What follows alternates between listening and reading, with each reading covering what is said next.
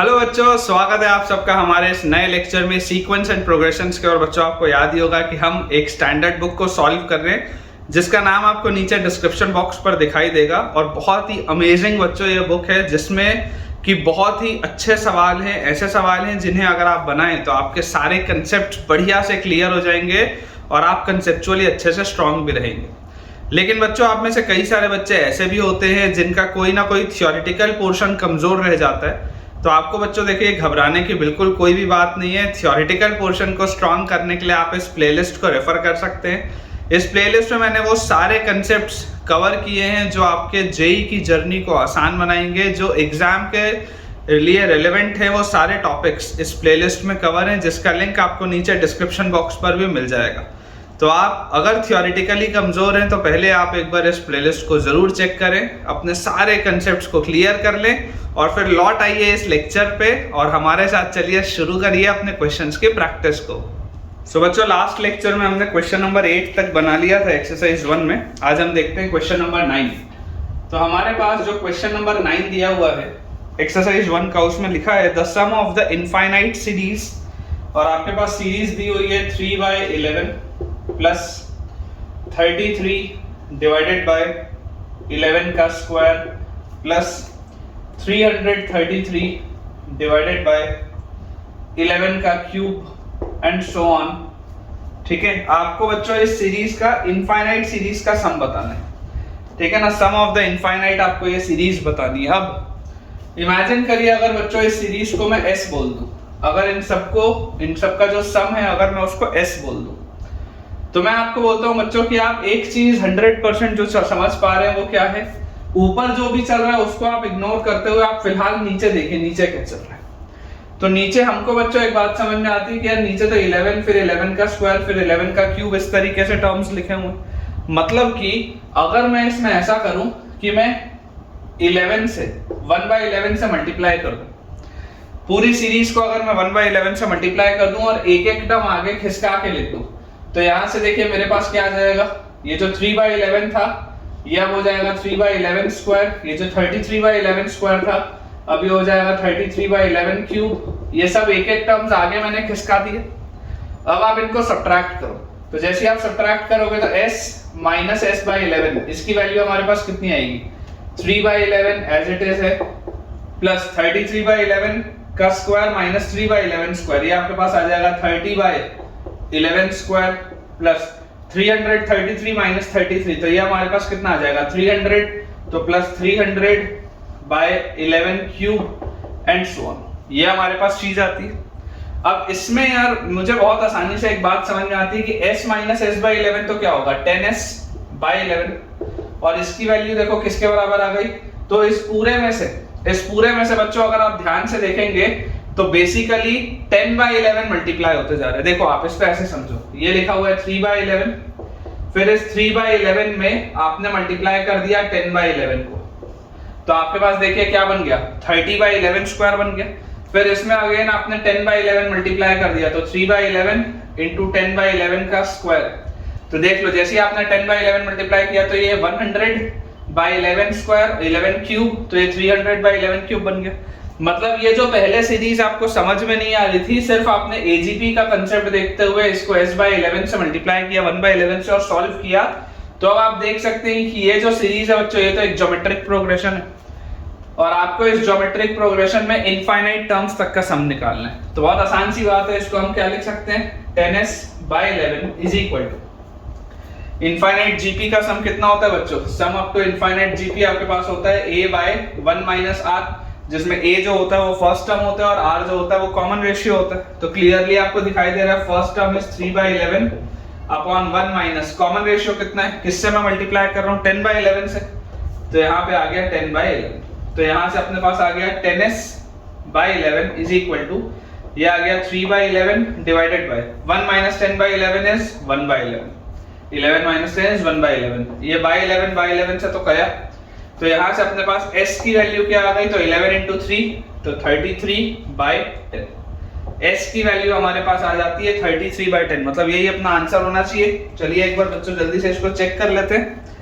तो बिल्कुल सही है बेटा, 33/10 इज द राइट आंसर, और ये हमारे पास दिया हुआ है बी ऑप्शन में। सो आई होप आपको ये सवाल अच्छे से समझ में आया होगा। अब बच्चों अगला अपने पास जो इसमें क्वेश्चन दिया हुआ है, क्वेश्चन नंबर 10, ठीक है, बहुत अच्छा सवाल है, इसमें आप स्टार लगा सकते हैं। कुछ बच्चों को तो प्रोफाइल देख के डर लगता है इस सवाल में। सवाल हमारे पास दिया हुआ है कि let alpha and beta are the roots of the equation. हमारे पास एक इक्वेशन है 7x² minus 5x minus 1 equal to 0। इसके हमारे पास रूट्स हैं alpha and beta. Let alpha and beta are the roots of this equation, then limit n tends to infinity. ठीक है, लिमिट ऑल्दो आपने अभी पढ़ा नहीं होगा, लेकिन बहुत आसान सी चीज होती है, समझ में आ जाएगा। Limit n tends to infinity summation of r equal to 0 से n, और हमारे पास लिखा हुआ है 1 minus 7 alpha minus 5 raise to the power r plus 1 upon 7 beta minus 5 raise to the power r। ठीक है, ये अपने पास सवाल दिए। अब इस बच्चों अगर हम क्वेश्चन को ध्यान से देखें तो थोड़ा सा देख के डिफिकल्टी इसमें लगती है सवाल में, लेकिन डिफिकल्ट है नहीं, आसान सा सवाल है।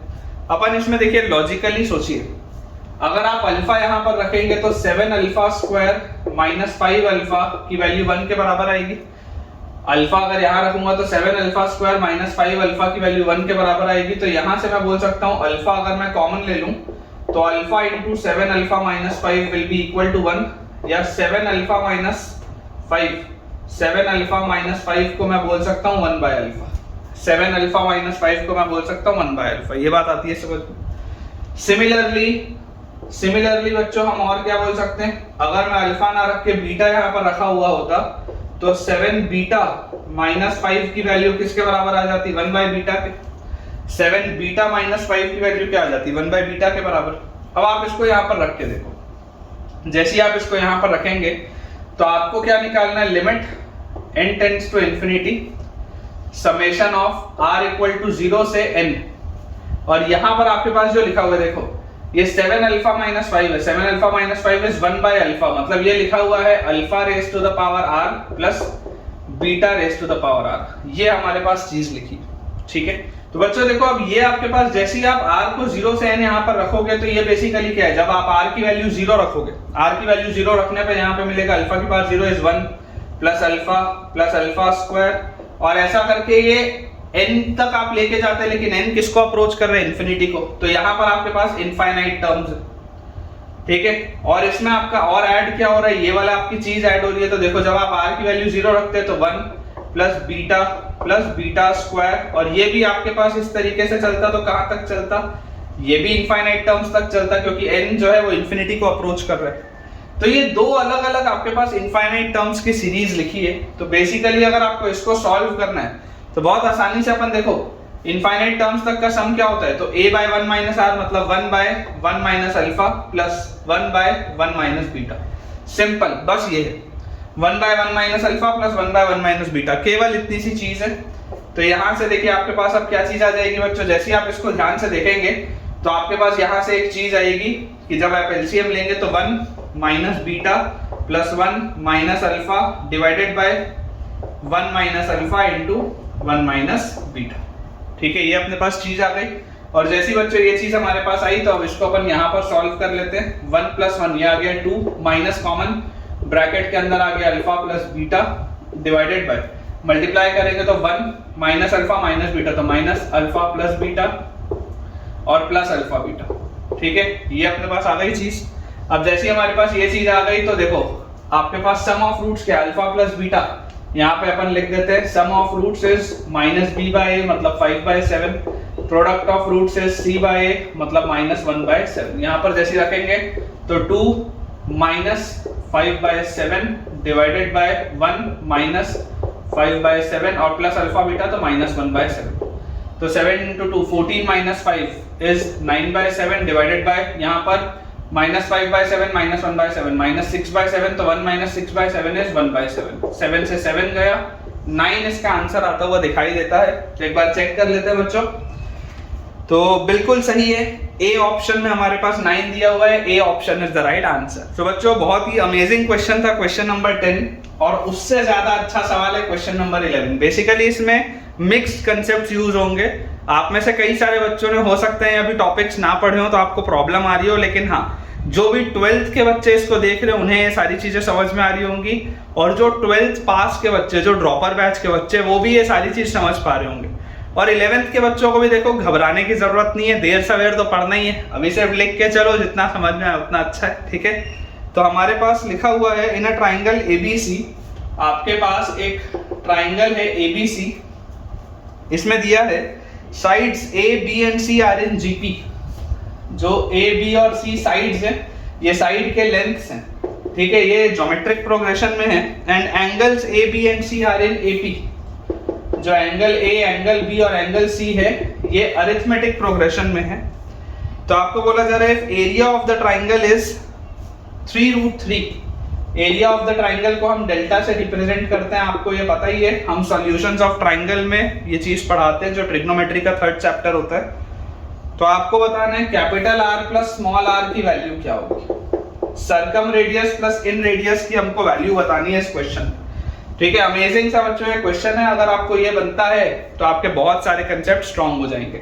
अब देखिए, अगर हम इसको ध्यान से ऑब्जर्व करें, सबसे पहले तो जो बच्चों को ये चीजें नहीं पता है मैं आपको बता दूं कि कोई भी अगर आपके पास इस तरीके का एक मान लीजिए ट्राइंगल है जिसके वर्टिसेस है A, B एंड C, तो ये capital A, capital B, capital C तो एंगल्स होते हैं जो अरिथमेटिक प्रोग्रेशन में ये आपको दिया है।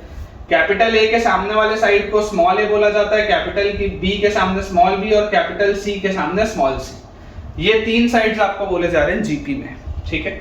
अब देखिए, आप समझने की बच्चों कोशिश करिए कि अगर ये अरिथमेटिक प्रोग्रेशन में आपको दिया हुआ है तो अपन मान लेते हैं कि यहां पर अगर आप ध्यान से ऑब्जर्व करें, ठीक है, अगर ये अरिथमेटिक प्रोग्रेशन है तो अरिथमेटिक प्रोग्रेशन में मैं एंगल्स को क्या मान सकता हूं, मान लेता हूं पहला वाला टर्म R माइनस D है, दूसरा वाला एंगल R है और तीसरा वाला एंगल R प्लस D है। देख लो, ये अरिथमेटिक प्रोग्रेशन में तीनों टर्म्स, इनका कॉमन डिफरेंस D है, इसका first term R minus D है, मिडिल टर्म R है, last term R plus D है। अरिथमेटिक प्रोग्रेशन हमें पता है कि एक ट्राइंगल के जो तीनों एंगल्स होते हैं, उन तीनों एंगल्स का सम 180 डिग्री होता है, जिसको आप पाई भी बोलते हैं, है ना, पाई बोलते हैं, या इसको आप 180 डिग्री भी बोल सकते हैं।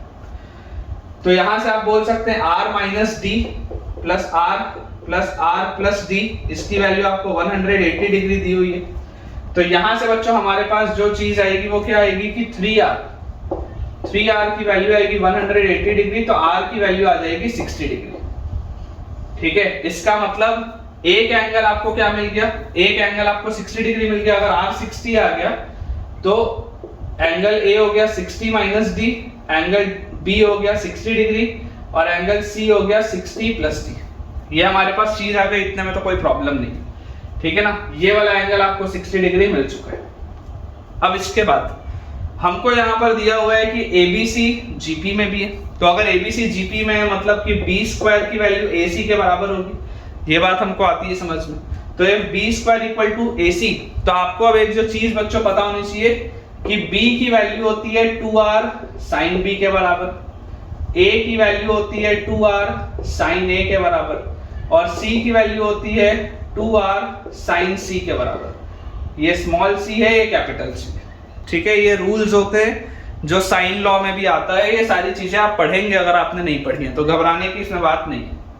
तो यहां से देखिए, मैं इसको क्या लिख सकता हूं, B स्क्वायर है, तो B स्क्वायर को मैं लिख सकता हूं 4R square sine square B is equal to A को मैं लिख सकता हूं 2R साइन A, C को मैं लिख सकता हूं 2R साइन C। क्लियरली ये 2R और ये 4R स्क्वायर, ये तो कैंसिल आउट हो जाएगा। तो मेरे पास आ गया sine square B is equal to sine A into sine C, और यहां पर मुझे दिखाई देता है कि साइन स्क्वायर B की जगह कितना लिखा है 60 डिग्री, तो sine square 60 degree is equal to sine A into sine C, तो sine A is sine of 60 minus D into sine C is sine of 60 plus D। ये अपने पास आ जाएगी चीज, ठीक है। अब जैसी बच्चों ये चीज अपने पास आती है तो आप एक चीज याद करिए, एक फॉर्मूला हम पढ़ के आते हैं, है ना, एक फॉर्मूला हम पढ़ के आते हैं कि sine of x minus y into sine of x plus y, trigonometry में पढ़ाया जाता है। इसकी वैल्यू होती है sine square x minus sine square y के बराबर, ये ट्रिग्नोमेट्री में पढ़ाते हैं। कि sine of x minus y into sine of x plus y होता है sine square x minus sine square y. तो यार यहाँ से मुझे दिखाई देता है कि sine of 60 minus D into sine of 60 plus D will be sign square 60 minus sine square D, और यहाँ पर आपके पास साइन स्क्वायर 60 ऑलरेडी लिखा है, तो ये साइन स्क्वायर 60 ये साइन स्क्वायर 60 से कट जाएगा, तो this implies sine square D की वैल्यू 0 आ गई, मतलब साइन ऑफ डी की वैल्यू 0 आ गई, मतलब एंगल डी आपके पास आ गया 0। ये जो डी आपने माना है, ये जैसे ही आप 0 बोलोगे तो इसका मतलब क्या हो गया, डी को 0 बोलते ही आपके पास आ गया कि ये तीनों एंगल्स सेम हो गए। और अगर बच्चों ये तीनों एंगल सेम होगा, इसका मतलब ये आपका ट्राइंगल क्या बन गया, एक इक्विलेटरल ट्राइंगल बन गया। जैसे ये तीनों के तीनों एंगल सेम हुए, इसका मतलब ये ट्राइंगल आपका इक्विलेटरल ट्राइंगल बन गया, और इक्विलेटरल ट्राइंगल में सारे साइड सेम होते हैं, ठीक है। अब देखो एरिया ऑफ ट्राइंगल आपको बोला जा रहा है कितना, 3√3। एरिया ऑफ ट्राइंगल अगर आपको 3√3 बोला जा रहा है, तो एरिया ऑफ ट्राइंगल होता क्या है, इक्विलेटरल ट्राइंगल का एरिया होता है √3/4 इंटू ए स्क्वायर, साइड का स्क्वायर। इसकी वैल्यू आपको दी हुई है 3√3 के बराबर, √3 से √3 गया, ए स्क्वायर की वैल्यू आई 12, तो ए की वैल्यू हमारे पास कितनी आ जाएगी, 2√3 आ जाएगी। ए की वैल्यू हमारे पास आ जाएगी 2√3, मतलब एक साइड जो आ रहा है वो आ रहा है 2√3। थोड़ा मेहनत वाला सवाल है, लेकिन घबराने की दिक्कत नहीं है, कोई भी जरूरत नहीं है आपको, ठीक है। देखिए ये आपके पास आ गया एक साइड। अब बहुत आसानी से आप निकाल सकते हैं आपको जो निकालना है, ठीक है। हमारे पास कैपिटल आर बोला हुआ है, कैपिटल आर आप यहां से निकाल सकते हो। कैपिटल आर को आप क्या लिख सकते हो, a/2 साइन है। कैपिटल आर को आप लिख सकते हैं a/2 साइन है, तो a कितना है, a आपके पास है 2√3 डिवाइडेड बाय 2 इंटू साइन है, साइन 60 कितना होगा, साइन 60 इज √3/2, तो √3/2 करूंगा तो 2 ऊपर, ये 2 से 2 √3 से √3 गया, तो कैपिटल आर की वैल्यू तो आ गई 2, ठीक है। स्मॉल आर अगर हमको निकालना है, तो स्मॉल आर जो सर्कम रेडियस, सॉरी जो इन रेडियस होता है, उसकी वैल्यू होती है small r is delta by s, जहां पर एस की वैल्यू होती है a+b+c/2, semi parameter, Heron's formula में पढ़ते थे, ठीक है। ये सब आप पढ़ेंगे बच्चों। तो स्मॉल आर की वैल्यू है डेल्टा, डेल्टा आपके पास कितना दिया है 3√3 अपॉन सेमी पैरामीटर, तो सेमी पैरामीटर अगर आपको निकालना है तो a की वैल्यू है 2√3, b भी 2√3, c भी 2√3, तो a+b+c कितना आएगा 6√3/2, तो ये आ जाएगा 3√3। 3√3 से 3√3 कटेगा, इसका मतलब स्मॉल r की वैल्यू आ गई 1। कैपिटल R 2 है, स्मॉल r 1 है, तो capital R plus small r will be 3। हमारा जो आंसर आना चाहिए वो होना चाहिए 3। चेक एक बार कर लेते हैं, तो बिल्कुल हमने सही किया है। क्वेश्चन नंबर 11 जो है उसका आंसर 3 दिया हुआ है ऑप्शन डी में। चलिए बच्चों एक आखिरी अपन सवाल देखते हैं। क्वेश्चन नंबर 12 अपने पास दिया हुआ है, फॉर एन इंक्रीजिंग एपी। आपके पास एक इंक्रीजिंग एपी है। इंक्रीजिंग एपी का मतलब क्या होता है कि इसका जो कॉमन डिफरेंस होगा ये पॉजिटिव होगा।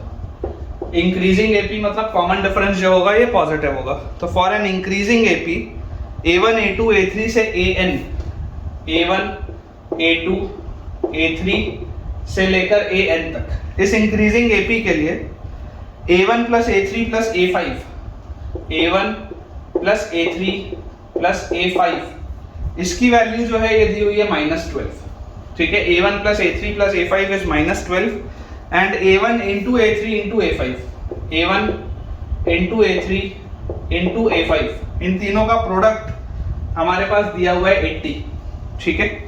बोला जा रहा है then which of the following does not hold. तो पहले अपन सॉल्व करके निकालते हैं, फिर चारों ऑप्शंस अपन चेक करेंगे।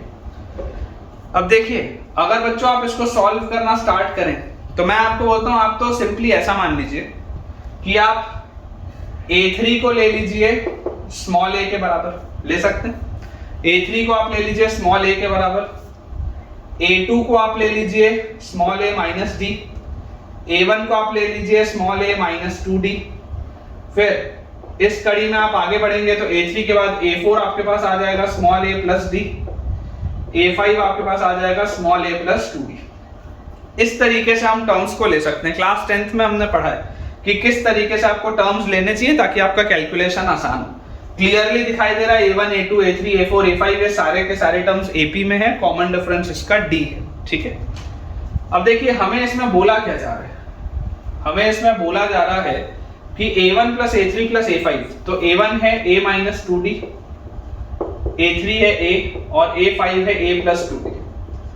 इन सबका जो सम है ये है -12, तो प्लस 2D माइनस 2D कटेगा तो 3A का वैल्यू आ गया -12, तो A का वैल्यू आ गया -4। इतने में तो कोई डाउट नहीं, ठीक है। अब जैसे A का वैल्यू -4 आ गया तो इसको तो आप -4 लिख लो, यहाँ सब जगह आप -4 लिख सकते हैं एक ही जगह, है ना। जब जब जो जो बच्चों चीज निकलते जाए उसको आपको पुट कर देना चाहिए ताकि कैलकुलेशन आसान हो। फिर बोला जा रहा है A1 into A3 into A5, तो A1 क्या है, A1 अब है -4 minus 2D multiplied with A3 है -4 और A5 है आपके पास -4 प्लस 2D। इसकी वैल्यू आपको दी हुई है 80 के बराबर, ठीक है। अब देखिए इसमें से आपको कॉमन क्या दिख रहा है, तो -2 आप बाहर निकाल सकते हैं, तो -2 मैंने बाहर निकाला, अंदर बचेगा 2 प्लस D, फिर -4 एज इट इज है। फिर इसमें से भी अगर मैं -2 को बाहर निकालूं तो अंदर मेरे पास क्या बचेगा, -2 को बाहर निकालते ही अंदर मेरे पास बचेगा 2 माइनस D और इसकी वैल्यू 80 के बराबर है, ठीक है। ये अपन कर सकते हैं। तो यार ये एक माइनस और ये दूसरा माइनस, ये तो कैंसिल आउट हो गया। फिर ये 2 और 4 8 और 2 16 और 80, तो यहाँ पे 5 आ गया। मतलब हमारे पास लिखा क्या है, हमारे पास ये लिखा हुआ है, और इस माइनस को भी अगर मैं अंदर सेट कर दूं तो हमारे पास लिखा हुआ है D प्लस 2, ये वाला टर्म। माइनस को अगर अंदर सेट करूंगा तो D माइनस 2 और बाकी सारे जो कॉन्स्टेंट्स निकले थे वो कट गए, दिस इज इक्वल टू 5। तो यार D plus 2 into D minus 2 होता है D स्क्वायर माइनस 2 स्क्वायर, मतलब 4 इज इक्वल टू 5। तो D स्क्वायर की वैल्यू आएगी 9, तो D की वैल्यू आएगी 3 या D की वैल्यू आएगी -3। हमें पता है इंक्रीजिंग AP दिया हुआ है, मतलब D पॉजिटिव होना चाहिए, तो ये तो रिजेक्ट हो गया। इसका मतलब D की वैल्यू 3 आ गई। अब जैसी बच्चों D की वैल्यू 3 आई तो यहाँ पर आप 3 लिख लीजिए, 2 इंटू 3 आएगा तो यहाँ 6 हो जाएगा, यहाँ पे 3 आएगा और 2 इंटू 3 आप करेंगे तो यहाँ पे 6 हो जाएगा। तो आपके पास देखिए A2 क्या आ गया, A2 आपके पास आ गया -4 और -3 मतलब -7। ये आपके पास -4 और -6, तो ये आपके पास आ गया -10।